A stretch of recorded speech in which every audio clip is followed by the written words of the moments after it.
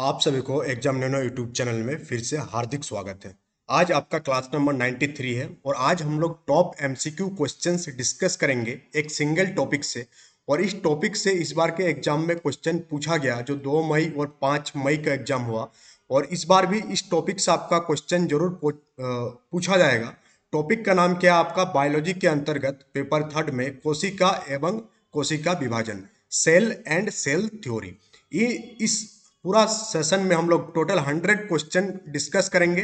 दो पार्ट में, आज पार्ट 1 होगा, कल पार्ट 2 होगा। और ये 100 क्वेश्चन करने के बाद इस चैप्टर से आपका कोई भी डाउट नहीं रहेगा। यानी कि इसमें हम लोग जीरो से हीरो तक का क्वेश्चन हम लोग रखे हैं, एकदम लो लेवल से लेकर के हाई लेवल तक के क्वेश्चन रखे हैं। लो लेवल के क्वेश्चन आपका कॉन्सेप्ट को और मजबूत बनाएगा और हाई लेवल का क्वेश्चन आपको एग्जामिनेशन पैटर्न को समझने में हेल्प करेगा। तो चलिए हम लोग सेशन की शुरुआत करते हैं। तो आज का सेशन का सबसे पहला क्वेश्चन जो बार बार डिफरेंट डिफरेंट एग्जाम में पूछा जा चुका अभी तक, वो है कि कोशिका के साइंटिफिक स्टडी को क्या कहा जाता। यानी कि हम लोग जो सेल के बारे में पढ़ते हैं उसके अध्ययन को क्या कहते हैं। तो कोशिका के साइंटिफिक स्टडी को हम लोग किस नाम से जानते हैं? हम लोग साइटोलॉजी के नाम से जानते हैं। क्या हो जाएगा? ऑप्शन नंबर सी इसका सही उत्तर हो जाएगा। यह आपका एमसीक्यू बैच है, एमसीक्यू सेशन है, इसलिए इसमें हम लोग क्वेश्चन और आंसर डिस्कस करेंगे और बीच बीच में हम लोग टॉपिक के बारे में भी डिस्कशन करेंगे।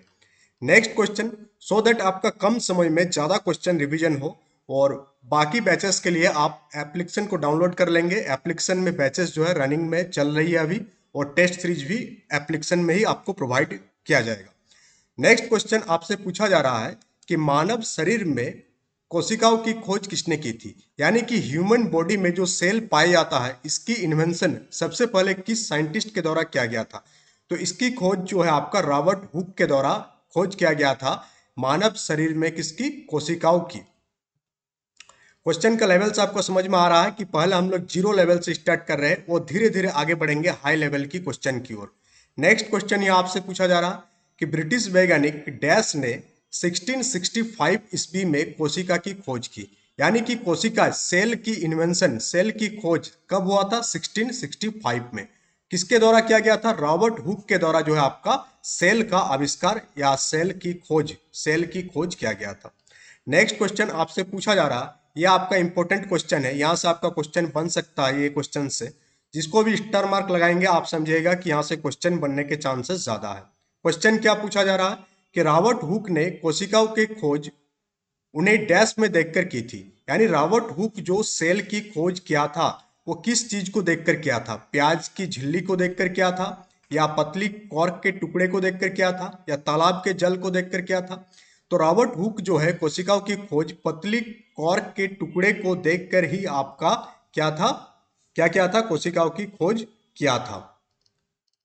नेक्स्ट क्वेश्चन की हम लोग मूव करेंगे और नेक्स्ट क्वेश्चन ये आपसे पूछा जा रहा है कि निम्नलिखित में से कौन सी सबसे बड़ी ज्ञात कोशिका है। यानी कि सबसे बड़ी कोशिका कौन सा है? तो शुतुरमुर्ग का अंडा जो है सबसे बड़ी कोशिका है। कौन सा? शुतुरमुर्ग का अंडा आपका सबसे बड़ी कोशिका है। तो सेशन अगर अच्छा लग रहा है तो सेशन को लाइक कीजिएगा, शेयर कीजिएगा, साथ ही साथ टेलीग्राम चैनल को ज्वाइन कर लीजिएगा। वहां पर भी आपका क्विज चलाया जाता है और एप्लीकेशन में भी आपका टेस्ट सीरीज चलाया जाता है। नेक्स्ट क्वेश्चन, इस क्वेश्चन को आप देखेंगे तो क्वेश्चन आपको बहुत ही बड़ा लग रहा होगा, बट इसका आंसर बहुत ही आसान होगा। एक बार अगर इस लाइन को आप पढ़ लेंगे तो इसका आंसर आप आसानी से दे सकते हैं। क्या पूछा जा रहा है? स्टेटमेंट क्या है कि सभी पौधे एवं जंतु कोशिकाओं से बने हैं। ये हम लोग जानते हैं कि जितने भी प्लांट्स होते हैं और एनिमल्स होते हैं ये सारे किससे बना होता है? सेल से बना होता है। जैसे कि एक घर, आपका एक घर किससे बना होता है? ईंट को जोड़ जोड़ कर हम लोग एक घर का निर्माण करते हैं। उसी प्रकार के अपना जो बॉडी है या प्लांट का जो बॉडी है उसका बॉडी किस चीज से बना होता है? आपका सेल, कोशिका से बना होता है। तथा कोशिका जो है जीवन की मूलभूत इकाई है। यानी कि cell is the fundamental unit of life. ये आपका कौन सा सिद्धांत में इसकी बात किया गया है? क्या बात किया गया है कि कोशिका जीवन की मूलभूत इकाई है। तो ये आपका किस में बात किया जाएगा? यहाँ हम लोग कोशिका के बारे में बात कर रहे हैं, तो आप यहाँ से आसानी से इसका आंसर दे सकते हैं कि कोशिका सिद्धांत यानी कि सेल थ्योरी में ये बताया गया कि कोशिका जो है, सेल जो है जीवन की फंडामेंटल यूनिट है, जीवन की मूलभूत इकाई है। पूरा का पूरा बॉडी का निर्माण हम लोगों का सेल से ही होता है। नेक्स्ट क्वेश्चन की हम लोग आगे बढ़ेंगे और नेक्स्ट क्वेश्चन यहाँ पूछा जा रहा है आपसे कि कोशिका सिद्धांत यानी कि जो सेल थ्योरी की बात अभी अभी हम लोग किए, सेल थ्योरी क्या है कि सभी जीवन का मूलभूत इकाई क्या है, सेल है, कोशिका है। ये आपका क्या है, कोशिका सिद्धांत है। इसको देने वाले वैज्ञानिक के नाम क्या है, यानी कोशिका सिद्धांत का प्रस्ताव देने वाले साइंटिस्ट के नाम आपको बताना है। और क्लास 9 में ये टॉपिक आपका है कोशिका सिद्धांत के बारे में। तो एमजे स्लाइडन और टी स्वान के द्वारा आपका सेल थ्योरी दिया गया था। ऑप्शन नंबर ए इसका आपका बिल्कुल सही उत्तर हो जाएगा। साथ ही बता दें कि अगर आप कोई भी बैचेस लेना चाहते हैं तो एप्लीकेशन को डाउनलोड कर लेंगे। पीआरटी का बैचेस चल रही है, साथ ही साथ पेपर 3 आपका टीजीटी का, और पेपर 4 के अंतर्गत टीजीटी में आपका ज्योग्राफी और इतिहास का क्लासेस जो है स्टार्ट कर दिया गया है एप्लीकेशन में। जितना जल्द हो सके हम लोग कोशिश करेंगे कोर्स को कंप्लीट करने का। तो आप लोग जितना जल्द हो सके कोर्स में इनरोल हो जाइए, सो दैट मैक्सिमम स्टूडेंट आने से क्या होता है कि पढ़ाई का जो एक माहौल बनता है वो बहुत ही बढ़िया बनता है। चलिए हम लोग आगे बात करते हैं नेक्स्ट क्वेश्चन की ओर। और नेक्स्ट क्वेश्चन यहाँ आपसे पूछा जा रहा है कि यह किसने प्रस्तुत किया कि सभी पौधे एवं जंतु कोशिकाओं से बने हैं तथा कोशिका जीवन की मूलभूत इकाई है। तो सेम क्वेश्चन है, क्वेश्चन का फॉर्मेट यहाँ बदल दिया गया है। तो इस प्रकार का क्वेश्चन आपको एग्जाम में देखने को मिलेगा, जहां जो किताबी भाषा को बदल करके एक नया फॉर्मेट में क्वेश्चन डाल दिया जाता है एग्जाम में। क्वेश्चन वही रहता है, फॉर्मेट चेंज हो जाता है। तो उस प्रकार के क्वेश्चन में यहाँ आपका डाला गया है। तो इसका उत्तर क्या हो जाएगा, अभी आप आसानी से इसका उत्तर दे सकते हैं। कमेंट बॉक्स में इस क्वेश्चन का उत्तर आप लोग देंगे। नेक्स्ट क्वेश्चन यहाँ आपसे पूछा जा रहा है कि किसने कोशिका सिद्धांत को और आगे बढ़ाया, यानी कोशिका सिद्धांत दिया गया किसके द्वारा, एमजे स्लाइडेन और टी स्वान के द्वारा कोशिका सिद्धांत प्रस्तावित किया गया, कोशिका सिद्धांत दिया गया। उसके बाद इस कोशिका सिद्धांत को और आगे किसने बढ़ाया और ये बताया कि सभी कोशिकाएं जो है पूर्ववर्ती कोशिकाओं से बने होते हैं, यानी कि जो एक सेल होता है उसका कोई ना कोई एक पेरेंट सेल होता है। ये किसने बताया, तो ये बताया आपका पहले तो कोशिका सिद्धांत टी स्वान और एमजे स्लाइडन के द्वारा दिया गया। तो ए और बी को आप आसानी से क्या कर सकते हैं, यहां से एलिमिनेट कर सकते हैं। नेक्स्ट आप पुरकिंजे नहीं होगा, आपका क्या हो जाएगा, रुडल्फ विर्चो। ये किसके द्वारा बताया गया, आपका रुडल्फ विर्चो के द्वारा बताया गया, जो कोशिका सिद्धांत को और आगे बढ़ाया और बताया कि सभी कोशिकाएं जो है पूर्ववर्ती कोशिकाओं से बना है। नेक्स्ट क्वेश्चन ये आपसे पूछा जा रहा है कि निम्नलिखित में से कौन सा जीव कोशिका सिद्धांत अनुरूप नहीं है, बैक्टीरिया, वायरस, कवक या पौधे। तो जो पौधे हैं ये तो आपका कोशिका सिद्धांत का पालन करता है। तो यहाँ पर क्या हो जाएगा, आपका जो वायरस है, विषाणु है, ये कोशिका सिद्धांत के अनुरूप नहीं है। तो ये मोस्ट इंपोर्टेंट क्वेश्चन है और ये डिफरेंट एग्जाम में इससे पहले पूछा जा चुका है। तो वायरस इसका सही उत्तर हो जाएगा कि कौन सा जीव जो है कोशिका सिद्धांत के अनुरूप नहीं है। नेक्स्ट क्वेश्चन यहाँ आपसे पूछा जा रहा है, प्रोकैरियोटिक कोशिका में निम्नलिखित में से कौन सा नहीं होता। तो कोशिका को हम लोग दो भाग में डिवाइड करते हैं, एक यूकैरियोटिक और एक प्रोकैरियोटिक। तो यहाँ पर आपसे पूछा जा रहा है कि प्रोकैरियोटिक कोशिका में क्या नहीं होता है। तो प्रोकैरियोटिक कोशिका में आपका क्या नहीं होता है, तो प्रोकैरियोटिक कोशिका में आपका नाभिक यानी कि न्यूक्लियस का क्या होता है, अभाव होता है। तो प्रोकैरियोटिक कोशिका में क्या नहीं होता आपका, प्रोकैरियोटिक कोशिका में आपका केंद्रक जो है वो नहीं होता, बट यूकैरियोटिक कोशिका में आपका केंद्रक पाया जाता है। नेक्स्ट क्वेश्चन ये आपसे पूछा जा रहा है कि प्रोकैरियोटिक कोशिकाएं निम्नलिखित में से किस प्राणी जगत में पाया जाता है। तो प्रोकैरियोटिक कोशिका से संबंधित जो भी आपका कॉन्सेप्ट है, इन सारे क्वेश्चन के हेल्प से आपको क्लियर होते जाएगा। तो प्रोकैरियोटिक सेल्स या प्रोकैरियोटिक कोशिकाएं जो है आपका किस जगत में पाया जाता है, तो मोनेरा जगत में आपका प्रोकैरियोटिक कोशिकाएं पाया जाता है। नेक्स्ट पूछा जा रहा है आपसे कि ज्ञात सबसे छोटा प्रोकैरियोटिक जीव, सबसे छोटा प्रोकैरियोटिक जीव का नाम आपको बताना है। तो जो माइकोप्लाज्मा होता है, माइक्रोप्लाज्मा नहीं होगा, ये माइकोप्लाज्मा। तो ये जो माइकोप्लाज्मा होता है ये आपका सबसे छोटा प्रोकैरियोटिक जीव है। तो इसका उत्तर आपका ऑप्शन नंबर बी आपका सही उत्तर हो जाएगा। नेक्स्ट अब हम लोग यूकैरियोटिक कोशिका के बारे में बात करेंगे। और यूकैरियोटिक कोशिका में आपका केंद्रक यानी कि नाभिक पाया जाता है। और यहाँ आपसे पूछा जा रहा है कि यूकैरियोटिक कोशिकाओं में आरएनए का संश्लेषण डैश में होता है।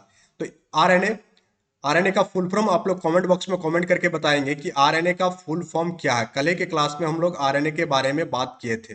यूकैरियोटिक कोशिकाओं में आरएनए का संश्लेषण कहाँ पर होता है ये आपसे पूछा जा रहा है। तो यूकैरियोटिक कोशिकाओं में आरएनए का जो संश्लेषण होता है वो नाभिक यानी कि न्यूक्लियस में होता है।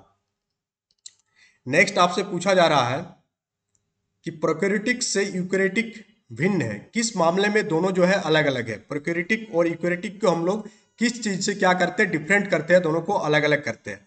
तो इसका सही उत्तर क्या हो जाएगा, बी क्रोमोजोम, फ्लैजेला, डीएनए। तो यहाँ क्या हो जाएगा, अस्पष्ट झिल्ली की अनुपस्थिति। इस आधार पर हम लोग क्या करते हैं, प्रोकैरियोटिक जो है यूकैरियोटिक से क्या है, अलग है। यूकैरियोटिक में अस्पष्ट झिल्ली पाया जाता है, जबकि प्रोकैरियोटिक में आपका नहीं पाया जाता है। नेक्स्ट क्वेश्चन यहाँ आपसे पूछा जा रहा है कि निम्नलिखित में से कौन सा यूकैरियोटिक कोशिका की विशेषता नहीं है। आप ध्यान से देखेंगे, नहीं पूछा गया है कि ऐसा कौन सा कैरेक्टरिस्टिक्स है, कौन सा विशेषता है जो कि आपका यूकैरियोटिक कोशिका में नहीं होता। ऑप्शन नंबर ए आप देखेंगे कि न्यूक्लियस अच्छी तरह से व्यवस्थित है, यह सही है। यूकैरियोटिक कोशिका में जो नाभिक है वो अच्छी तरह से व्यवस्थित होता है, या नहीं पूछा गया है। ऑप्शन बी माइटोकॉन्ड्रिया उपस्थित है, यह भी सही है। यूकैरियोटिक कोशिका में आपका माइटोकॉन्ड्रिया क्या होती है, प्रेजेंट होती है। सी आपका परमाणु झिल्ली मौजूद है, यह भी सही है कि आपका इसमें झिल्ली पाया जाता है, प्लाज्मा झिल्ली, ये परमाणु झिल्ली नहीं होगा। ऑप्शन नंबर डी है कि पादप कोशिकाओं में क्लोरोप्लास्ट अनुपस्थित है। पादप कोशिकाओं में क्लोरोप्लास्ट अनुपस्थित है, जबकि पादप कोशिकाओं में क्लोरोप्लास्ट क्या होता है, प्रेजेंट होता है। तो यही उसका सही उत्तर हो जाएगा कि ये जो विशेषता है, ऑप्शन नंबर डी वाला विशेषता, ये आपका यूकैरियोटिक कोशिका की विशेषता नहीं है, क्योंकि हम लोग सभी जानते हैं कि पादप कोशिकाओं में क्लोरोप्लास्ट क्या होती है, प्रेजेंट होता है। नेक्स्ट क्वेश्चन ये आपसे पूछा जा रहा है कि निम्नलिखित में से पादप कोशिकाओं का कौन सा भाग चयनात्मक पारगम्य होता है, यानी कि उससे होकर कोई भी मटेरियल जो है आर पार हो सकता है, उसे हम लोग पारगम्य झिल्ली कहते हैं। और निम्नलिखित में से पादप कोशिकाओं का कौन सा भाग, यानी पादप कोशिका के कौन सा पार्ट जो है आपका पारगम्य होता है। तो इसका उत्तर आप लोग सभी दे सकते हैं, कोशिका झिल्ली जो होता है ये आपका क्या होती है, चयनात्मक रूप से पारगम्य होती है।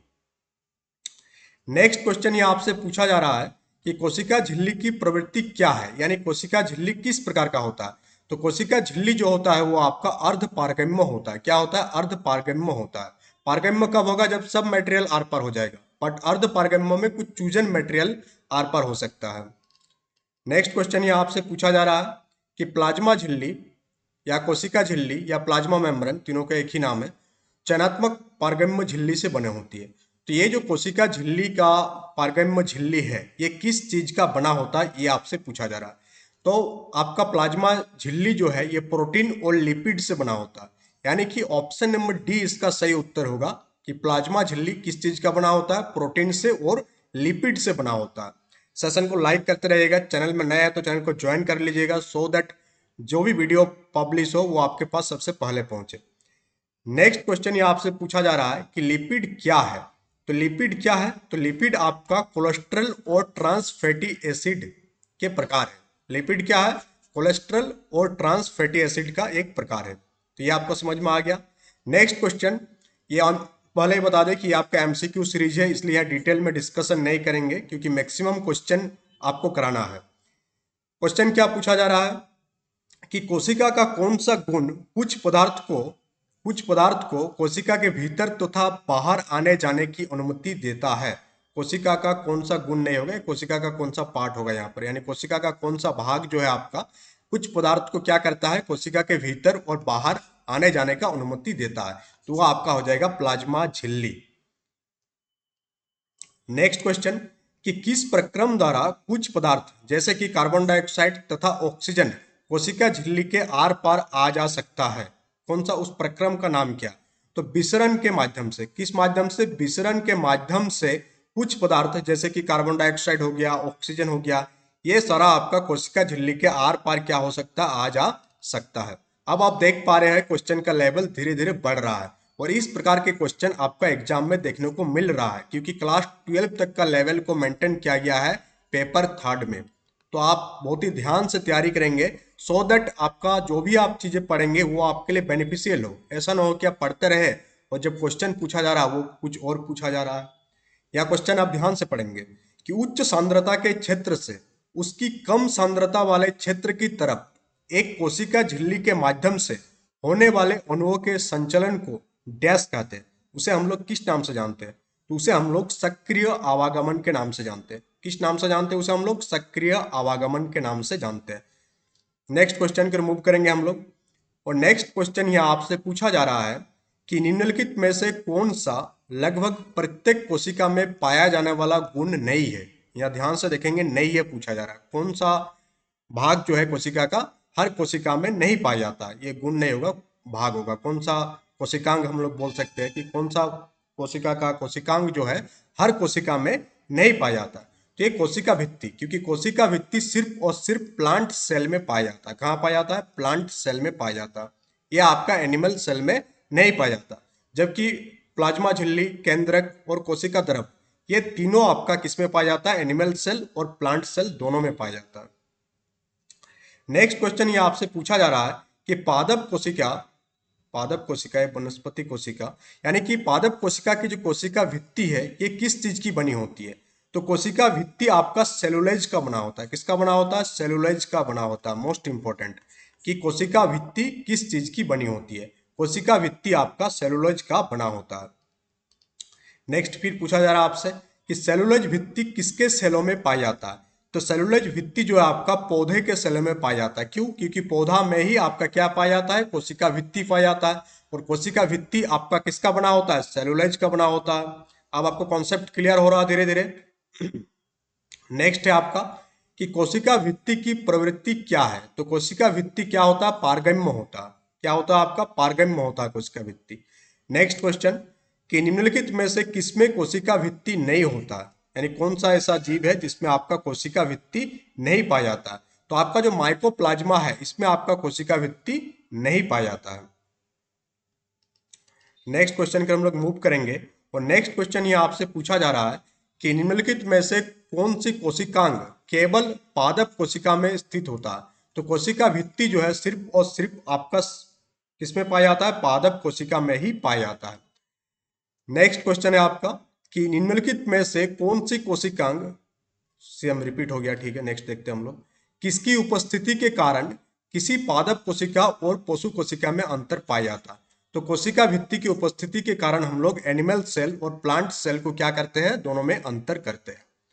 नेक्स्ट है आपका कि संरचना के कौन से युग्म प्राय पादप और जंतु दोनों कोशिका में पाया जाता है? तो आप ध्यान से सारे कोशिकाओं को देखेंगे, चार ऑप्शन यहाँ पर दिया हुआ है। यहाँ पर कोशिका भित्ति और न्यूक्लियस और क्लोरोप्लास्ट, अंतर द्रव्य जालिका और कोशिका कला। तो इनमें से कौन सा इसका सही उत्तर हो जाएगा? आपको कमेंट बॉक्स में कमेंट करके इसका उत्तर देना है। तो आज लगभग हम लोग 30 क्वेश्चन डिस्कस किए और इस प्रकार से टोटल 100 क्वेश्चन आपको क्या करना है? इस सेशन में कराना था। बट आज जो है अभी बारिश की मौसम आ रहा है तो लाइट चले जाएगी थोड़ी देर में, इसलिए हमको निकलना भी है। तो इसका उत्तर आप लोग कमेंट बॉक्स में कमेंट करके देंगे कि संरचनाओं के कौन से युग्म प्राय पादप और जंतु दोनों में पाया जाता है? कोशिका भित्ति और न्यूक्लियस। तो आप ध्यान से देखेंगे, कोशिका भित्ति आपका किस में नहीं पाया जाता है? जंतु में नहीं पाया जाता है। न्यूक्लियस और क्लोरोप्लास्ट, तो क्लोरोप्लास्ट जो है आपका किस में नहीं पाया जाता है? आपका जंतु में नहीं पाया जाता। तो आप ध्यान से सारे को देखेंगे और बताएंगे कि कौन सा दो कोशिकांग है जो दोनों में पाया जाता है। तो चलिए इसका उत्तर आप लोग कमेंट बॉक्स में कमेंट करके देंगे। और साथ ही जो भी कोर्स लेना चाहते हैं, कोर्स परचेज करना चाहते हैं, कोर्स में इनरोल कराना चाहते हैं, तो इतने सारे कोर्सेस अवेलेबल है आप लोगों के लिए। बहुत ही मिनिमल फी रखा गया कोर्सेज का, सो दैट आप सभी इसको एक्सेस कर सके। सभी कोर्सेज के साथ आपका टेस्ट सीरीज ऑटोमेटिकली इंक्लूड है, यानी कोई भी आप कोर्स परचेज करते हैं उसके साथ टेस्ट सीरीज आपका ऐड हो जाएगा। तो अलग से टेस्ट सीरीज भी बाय करने की आपको कोई जरूरत नहीं है। आपको क्लास करना है, फिर आपको प्रैक्टिस करना है। एक कंप्लीट पैकेज रखा गया है सो दैट आपका तैयारी बहुत ही बढ़िया से हो। और कोर्स को बहुत ही जल्द कराने का, कंप्लीट कराने की कोशिश किया जाएगा कि मैक्सिमम टू मैक्सिमम सिलेबस आपका कवर हो जाए। तो चलिए मिलते हैं कल के सेशन में। इस सेशन का PDF आपको एप्लीकेशन में प्रोवाइड कर दिया जाएगा।